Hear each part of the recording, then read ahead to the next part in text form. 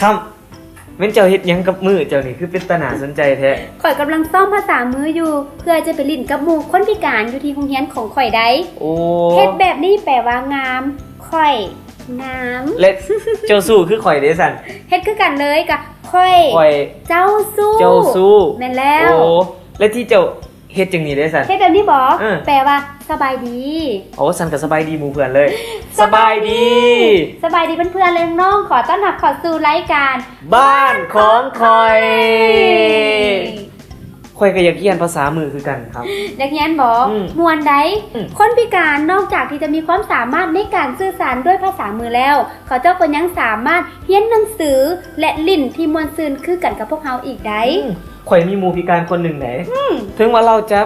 ย่างบ่ได้แต่เราก็สามารถขี่เลาะไปมาได้อย่างสบายคักแท้แล้วก็เก่งอีกคนพิการหรือบ่พิการแต่ก็มีความสามารถคือกันหมดบ่ว่าจะเป็นการใช้ชีวิตการเรียนและการลิ้นร่วมกัน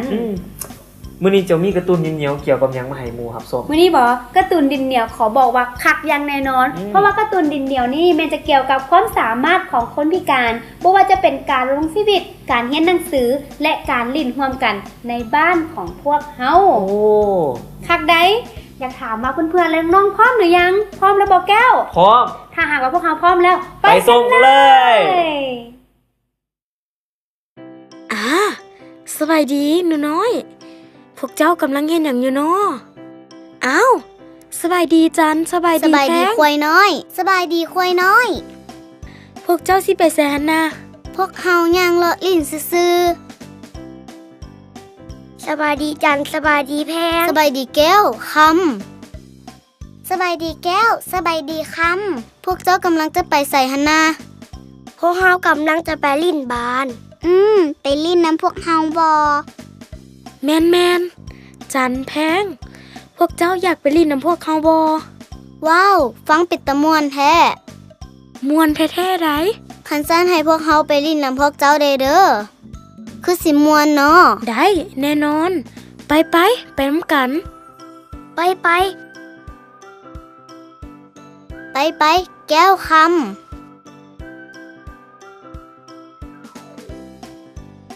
ว้าวป้าน้อยพวกเจ้าคือน่าฮักแท้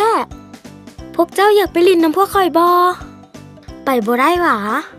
สั้นค่อยขอไปก่อนเด้อ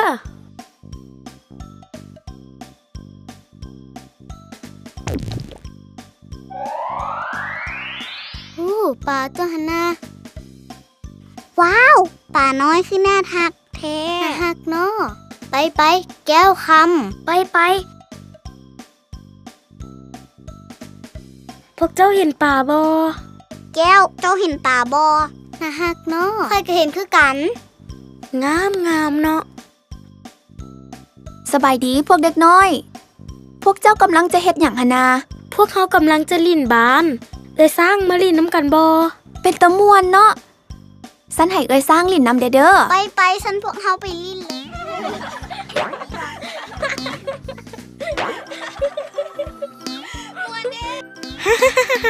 ทางนี้เดควายน้อยให้ค่อยพี่นาควายน้อยทางนี้เอ้าคำ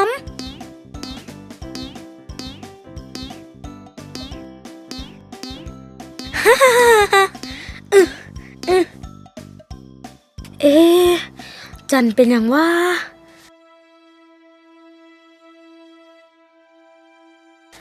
สร้างเบิ่งเท่าจันพุ่นแม่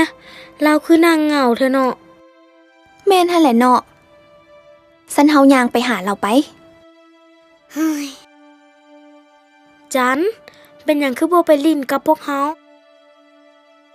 มันแล้วจันเป็นหยังบ่มาลิ้นน้ำพวกเฮาเฮ้ยข่อยยางบ่ได้เด้ซันจะให้ลิ้นน้ำพวกเจ้าได้แนวใดอย่าเว้าจังซั่นแม่ถึงเจ้าจะยางบ่ได้แต่เจ้าก็มีล้อมีแขนที่แข็งแรงและเจ้าก็เป็นคนเก่งและมีความสามารถหลายอย่างอีกแม่แล้วจันพวกเขาอยากให้เจ้ามาลิ้นน้ำพวกเขาไปลิ้นน้ำพวกเขาไปเว้าแท้หวะข่อยก็ลิ้นน้ำได้คือกันหวะแม่แล้วจันเจ้านี่เป็นคนเก่งและก็เฮ็ดได้คือกัน มาลินนำพวกเขา เฮ้หวะท่านพวกเขาไปลินเลยเนาะ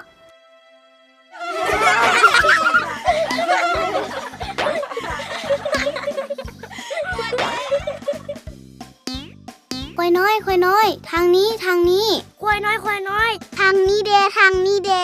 ฮ่าฮ่าฮ่า ทางนี้ เอ้า จัน เอ้าจัน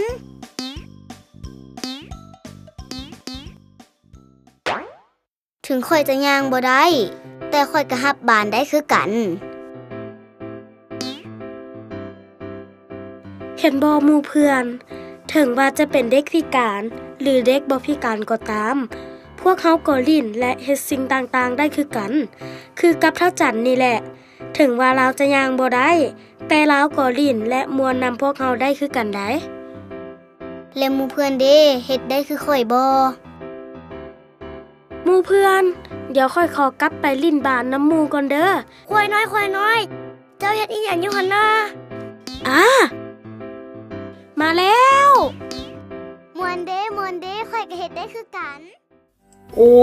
เก่ง จันนี่เราเก่งอีหลีเนาะ ๆแมน ถึงว่าเราจะเป็นเด็กพิการ แต่เราก็มีความสามารถบ่ต่างจากเด็กบ่พิการเลย แม่นแล้ว ส่วนบักข่อยก็มีหมู่ผู้หนึ่งชื่อของเราว่าบุญมี และเป็นคนที่น่ารัก และเราก็มีพ่อตู้ที่ใจดีอีก เจ้าอยากรู้เรื่องราวชีวิตของเราบ่ ข่อยอยากรู้ ถ้าว่าอยากรู้แล้วท่านผู้ชมเด็กอยากรู้บ่ว่าชีวิตของบุญมีเป็นคือแนวใดถ้าอย่างนั้นพวกเราไปชมพร้อมๆกันเลย ไป ไป นิทานแสนม่วน ราคานี่กินดีแฮะเนาะ มายกเยกผิดกะคักขนาดเลย เกือบกระเปาะมะพร้าวกะคักคักบนนี้ออกมาลินน้ำกันไว้ ลินได้จังใดค่อยบ่มีของลินคือพวกเจ้าซ้ อ้าว บุญมีเอ้ย เป็นหยังร้านคือบ่ออกไปเล่นน้ำหมูจ้ะนะ ำหลานก็อยากไปอยู่พอตู้ แต่ว่าหลานบ่มีของลินหลานจะไปลินกับหมูได้แนวใด โอ้ แมนว่ามาขั้นชั้นพอตู้สิเฮ็ดของเล่นให้เอง อันนี้เขาเอิ้นว่าม้าวิเศษ ว้าวขอบใจเด้อพอตู้ฮีกลับฮีกลับบุญนี้ม้าวิเศษของเจ้าคือม้าคักแท้ พวกเฮาก็อยากได้เว้ยพอตู้หมู่ของหลานก็อยากได้ม้าวิเศษคือกัน ได้ขั้นชั้นพอตู้สิเฮ็ดให้เบิดทุกคนเลย เย้ ขอบใจเด้อพอตู้ บุญมีเอ้ย ถึงว่าร้านจะพิการแต่ร้านก็เป็นคนเก่ง ร้านเฮ็ดได้ และร้านก็ยังมีหมู่หลายๆคนอีก ขอบใจเด้อพอตู้ เก่งที่สุดเลยร้านของพ่อตู้ นิทานเรื่องมือวิเศษ ครอบครัวหนึ่งอาศัยอยู่ชนบท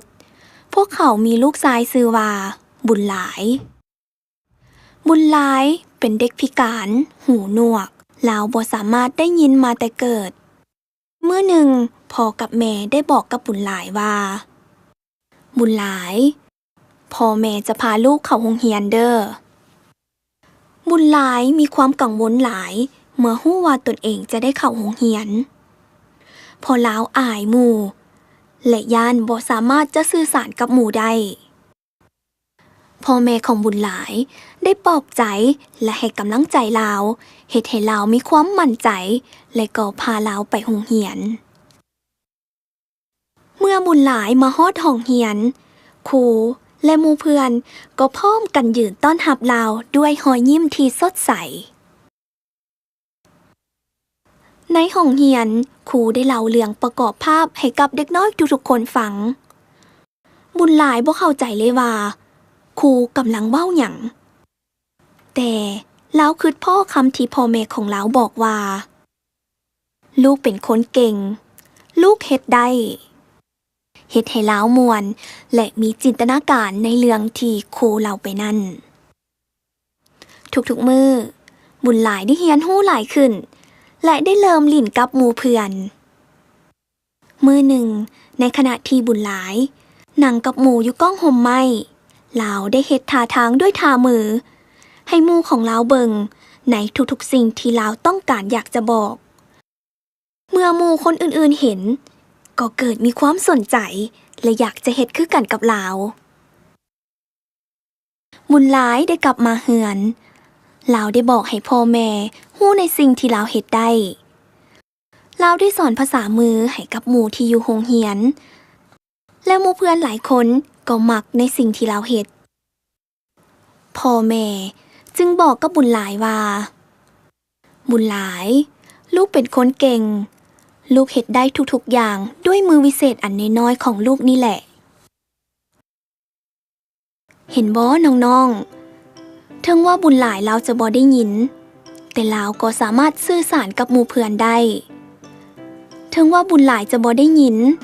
ลาวก็สามารถเฮ็ดหลายสิ่งหลายอย่างคือกับคนอื่นได้และน้องๆเด๋เฮ็ดได้คือกับบุญหลายบ่เบิกบานกับเสียงเพลงอย่าเฝ้าขามทางหยุดหยุดหยุดหยุดหยุดหยุดหยุดหยุดหยุดอย่าเฝ้าข้ามทางหยุดหยุดหยุดหยุดหยุดหยุดหยุดหยุดหยุดอย่าเฝ้าข้ามทาง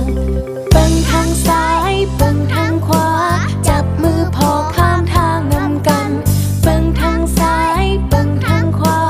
จับมือแม่ข้ามทางนำกันหยุดหยุดหยุดหยุดหยุดหยุดหยุดหยุดหยุดอย่าเฝ้าข้ามทางหยุดหยุดหยุดหยุดหยุดหยุดหยุดหยุดหยุดอย่าเฝ้าข้ามทางเบิ่งทางซ้ายเบิ่งทางขวาจับมือพอข้ามทางนำกันเบิ่งทางซ้ายเบิ่งทางขวาจับมือแม่ข้ามทางนำกันหยุดหยุดหยุดหยุดหยุดหยุดหยุดหยุดหยุดอย่าเฝ้าข้ามทางหยุดหยุดหยุดหยุดหยุดหยุดหยุดหยุดหยุดอย่าเฝ้าข้ามทางพ่อปลอดภัยแม่ปลอดภัยสบายใจสุขใจแท้เอ่ยน้อยน้อยน้อยเย้ หยุดหยุดหยุดอย่าเฝ้าข้ามทางเบิ่งทางซ้ายเบิ่ง หยุดหยุดหยุด โอ้ หยุดได้แล้วหยุดได้แล้ว ครับมื้อนี้ข่อยม่วนอีหลี แม่นมื้อนี้ม่วน และหมู่ หลาย เพื่อนคนพิการก็เก่งอีหลีอีก ถูกต้องเด็กพิการหรือเด็กบ่พิการก็แม่นมีความสามารถคือกันหมด แม่นแล้ว บ่ว่าจะเป็นการเรียนการลิ้นและด้านอื่นๆฉะนั้นพวกเราทุกคนอยู่ในโลกหน่วยนี้ก็ต้องมีการช่วยเหลือซึ่งกันและกันและก็ฮักแท้กันบ่ให้จำแนกกัน คนพิการเนาะก็ต้องมีกำลังใจสู้ต่อไป แม่นแล้ว พวกเขาก็ต้องจื้อจำเอาไว้ว่า พวกเราหมดทุกคนก็สามารถ เฮ็ดได้คือกัน แต่ในตอนท้ายนี่เนาะคำพร้อมกับแก้วต้องขอลาไปก่อน แต่ก็ขอฝากไว้เด้ออย่าลืมถ้าหากว่าอยากจะติดต่อหาพวกเขาก็ตามที่อยู่นี่เด้อ แม่นแล้วและตามที่อยู่นี่เพื่อนๆและน้องๆสามารถแต้มรูปเขามาเอารางวัลจากทางรายการกันได้ แม่นแล้วพวกเขาต้องขอลาไปก่อนพบกันใหม่ตอนต่อไป สบายดี บ๊ายบาย หยุดหยุดหยุดหยุดหยุด บ้านของคอย